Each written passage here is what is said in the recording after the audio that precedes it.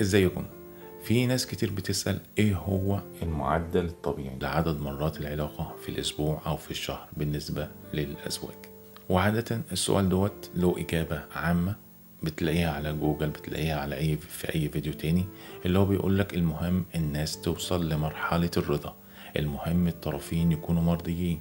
يعني لو بتعملوا مرة واحدة في الشهر والاتنين مرضيين ومبسوطين، خلاص يبقى انتوا كده تمام.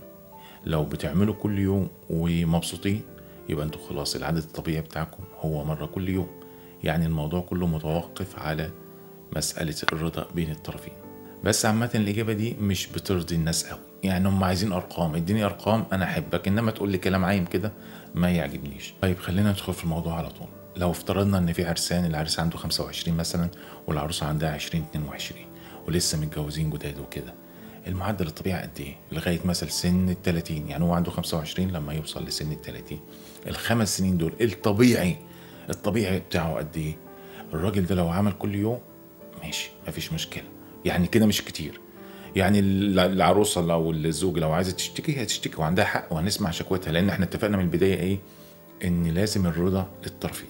طب لو هما الدنيا حلوه معاهم كده، مره في اليوم اوكي، 4 مرات في الاسبوع اوكي، 3 مرات ماشي الحال، مرتين يعني انت يا عم جاي تهزر، يا عم انت جاي تهزر. يعني دافع لك يجي مليون جنيه في الجوازه، والعروسه دافعه لها 600 700 الف جنيه ومجهزه وده كله، عشان تيجي تقول لي بعد سنتين جواز ومرتين في الاسبوع؟ بس بيني وبينك تمشي. يعني بص اهو انا عادل معاك اهو، مرتين في الاسبوع تمشي. طيب مره في الاسبوع لا بقى، انت كده جاي تهزر، وانا الكلام ده ما يدخلش في ذمتي ب 2 جنيه ونص. يعني احنا عيلتين مناسبين بعض ودنيا مقلوبه وصارفين وعاملين ومجهزين، مره واحده ما اشتريهاش بقى صراحه. يعني الست العروسه الحلوه اللي واخده بالها من نفسها، اللي مهتميه بالراجل، اللي علاقتهم كويسه، يعني هم اصلا ما فيش مشاكل تانية. ما يجيش بقى انتم مقطعين خناق بعض وتقولوا مره في الاسبوع قليله، ما انتوا الدنيا بايظه والحاله مش تمام. انا بتكلم عن الناس الطبيعيه اللي بيحبوا بعض، اللي بيصحوا الصبح يبوسوا بعض وصباح الفل وصباح الخير، وبيتصل من الشغل عامله ايه وهي تبعت له رساله وحشني. الناس الطبيعيه اللي بيحبوا بعض مره واحده في الاسبوع وهو عنده 25 سنه ل 30 سنه، كده في حاجه مش طبيعيه. طب وبالنسبه للست لو هي طلبت نفسها، يعني هو الراجل عايز كتير مثلا، عايز كل يوم او كل يومين وكلام من ده، بس العروسه او الزوجه دي مش قابله للموضوع ده، لو هي طبيعيه وهرموناتها طبيعيه والدنيا تمام، مره واحده في الاسبوع مش منطقيه. يعني ناس بتنام جنب بعض طول الاسبوع، ويعني ايه السلك ما بيضربش كده، حد يلمس حد كده، حته سلك عريان هنا ولا سلك عريان هنا، ما فيش كهرباء توصل، يعني مش منطقي. طيب لو الراجل من ال 30 مثلا ل 35 والزوجة مثلا 27 سنة ل 30 سنة وكده، أظن 4 مرات في الأسبوع ده معدل حلو. ومرة واحدة في الأسبوع لسه برضو أنا لسه ما اشتريتش موضوع مرة واحدة في الأسبوع ده لحد عنده 34 سنة 35 سنة. مرة واحدة في الأسبوع مش عارف، مش منطقي خالص. فالراجل لو طلب 4 مرات في الأسبوع يعتبر هو بيطلب الطبيعي.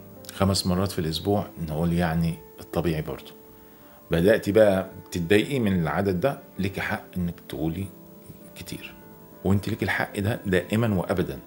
بس عشان يبقى ليكي زي ما بيقولوا ليكي عين تتكلمي او ليكي عين ترفضي، هو ده جوزك وحبيبك مش مستاهله ان يبقى لك عين تتكلمي او حاجه، بس عشان برضو ما تحسيش بالذنب تجاهه. يعني لو عايز 7 8 مرات في الاسبوع، لا ده انت بقى انت عايز واحده بقى قاعده لك فاضيالك يا عم، انت في ايه؟ ده لو انت مش عايزه، انما لو انت عايزه خلاص.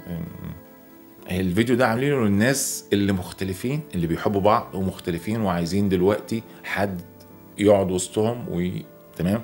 مش معمول عشان الناس اللي قرفانه من بعض، مش معمول عشان الناس المتخانقين، مش معمول عشان الست اللي هرموناتها اصلا واخده برشام منع حمل او واخده مش عارف ايه ومش طايقه الراجل، او الست حامل ومش طايقه نفسها اصلا ولا عايزه حد يلمسها ولا يقرب. لا يعني في حالات، احنا بنتكلم في الوضع الطبيعي من 30 ل 35 4 مرات، ده حقك وطبيعي وكل حاجه. زياده عن كده محتاج انك تقدم هدايا وتقدم فروض الولاء والطاعه عشان تاخد اكتر من 4. طيب عندك من 35 ل 40 سنه الراجل، اول الراجل ما بيدوس في ال 40 الدنيا تبدا بقى، بص الشعر يبيض والسنان عايزه تتحش والنضاره عايزين نضاره وعايزين فياجرا. فال 40 ده اول ما تدوس في ال 40، خلينا بعيد عن ال 40، احنا بنتكلم مثلا دلوقتي من 35 ل 40، بنتكلم في 3 مرات في الاسبوع، رقم مرضي لجميع الاطراف. مرة واحدة في الأسبوع انا لسه ما اشتريتهاش، انا لسه بقول معدل مرتين ل3 مرات في الاسبوع. موضوع مره واحده يعني 7 ايام زوج وزوجة حلوين وبيحبوا بعض وبيصبحوا ويمسوا على بعض وحضان وبوس ومش عارف ايه، فانا لغايه دلوقتي بقول المعدل ما يقلش عن مرتين. يعني طالما انت ما دوستش في ال40 ما عندكش 40 سنه، يبقى انت مطلوب منك مرتين في الاسبوع، ده معدل طبيعي. مره واحده في الاسبوع ما اشتريتهاش لسه. وزي ما قلنا الايه الحد الاقصى ممكن 3 4 مرات، وخاصه ان الزوجه في سن ال 35، انت يبقى عندك 39 مثلا وهي عندها 35. 35 ده ذروه احتياج الست، فمطلوب منك 4 مرات 5 مرات، او لو ما فيش خالص خلينا مرتين، لكن مره واحده ما اشتريتش. طيب دلوقتي الناس اللي فوق 40 من 40 ل 50، حته واحده بقى مش هنقسموها، من 40 ل 50.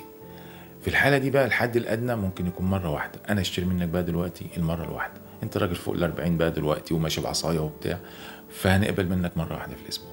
والحد الاقصى اللي الزوجه ممكن تطلبه مثلا او الزوج يطلبه، اظن 3 مرات في الاسبوع يعتبر حاجه كويسه.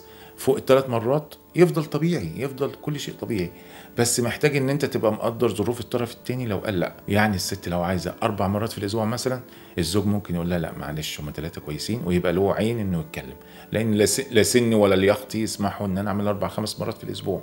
فالست تقبل منه بصدر رحب ال3 مرات في الاسبوع. عايز اكتر من 3 مرات بقى اعملي اي حاجه بقى، شوفي لك بقى، روحي جيم، روحي مش عارف حطي برفانات زياده، تعليمي رقصه زياده، اعملي حاجه بقى تستحقي المره الرابعه او الخامسه اللي هم بره الطبيعي في السن ده. يبقى من 40 ل 50 قلنا من مره لغايه ل3 مرات، هم ده معدل يعتبر طبيعي.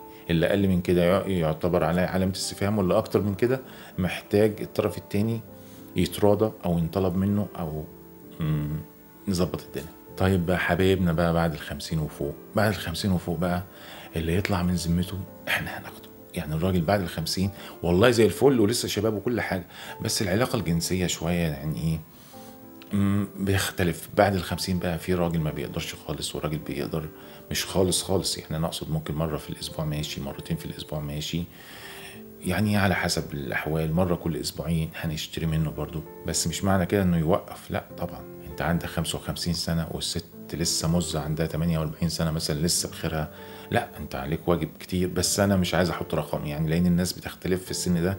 من بعد ال50 في رجاله بتعمل كل يوم وهي بعد ال50، وفي رجاله ما بيقدرش الا كل اسبوعين مره.